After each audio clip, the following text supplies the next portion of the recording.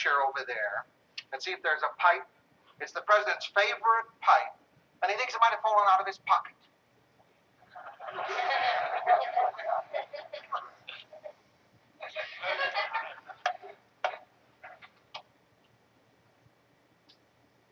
Well, what do you know? My, what a surprise.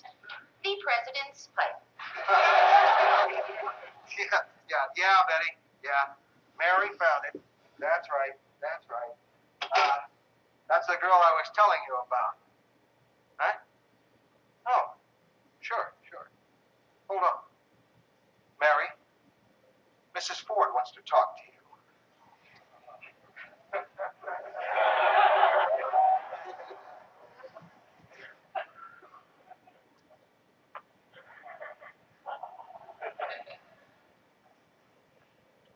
Hello? Hello, Mary. This is Betty Ford.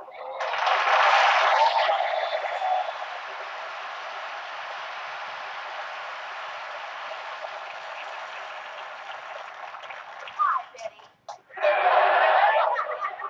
This is Mary, Queen of Scots.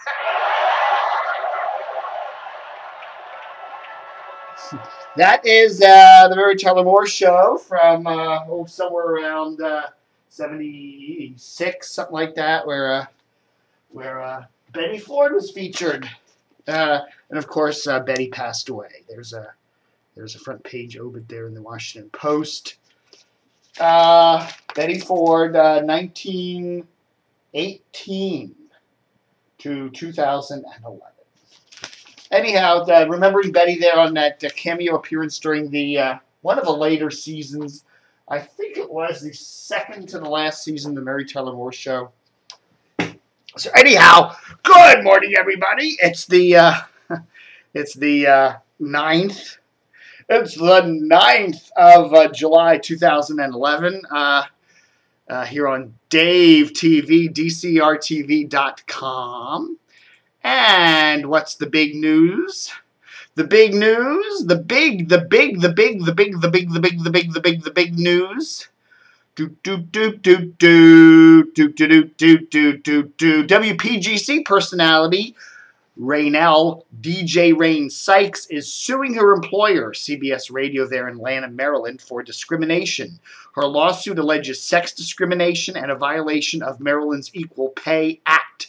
Sykes, who holds a bachelor's degree in broadcast journalism, says she's paid significantly less than her male home team co-host, who holds a high school diploma. The lawsuit requests more than $200,000 in back pay and damages from CBS. So we shall see what happens with that. Yes.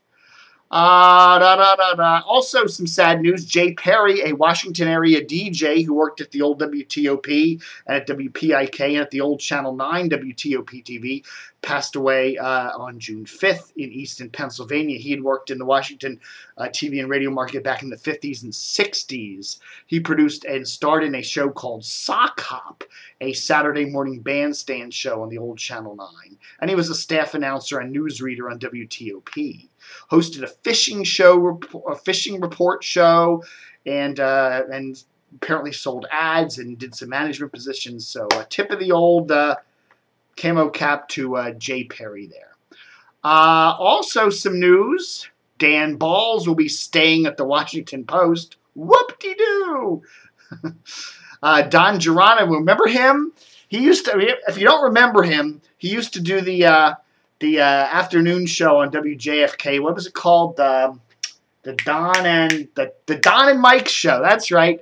He used to do that. Well, he left in, I think, April of 2008, and then Mike carried on without him for another year or so until CBS flipped the station to Sports Talk.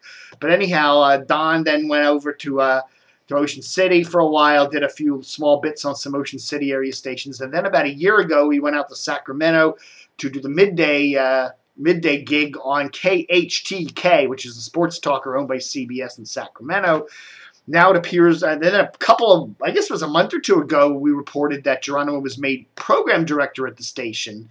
And now it looks like there's a big personnel shakeup at the station with the morning show leaving. So it looks like Don's going to be doing mornings at KHTK. So it'll be interesting to see how that goes. So Don Geronimo doing mornings on KHTK there. You can probably listen to the stream there at the KHT's website. I guess if the show starts at 5:30 or 5-ish in the morning, it'll be 8 o'clock till around noonish here on the East Coast. So anywho, that's that big news there. Also, folks, if you're going to be at the Reston Festival this weekend, which is today, July the 9th, I'm going to be hanging out with my good friend Joanne Miller, who does some really cool purple jewelry. She'll be at the Purpleology. She's hosting her Purpleology booth, and that is at Reston Town Center. And she made me a really cool, I'm not having it on right now, I should have put it on, but I don't have it on. I forgot. A really cool little skull earring, and I'll be bringing that along, so if you want to check that out. Really cool stuff.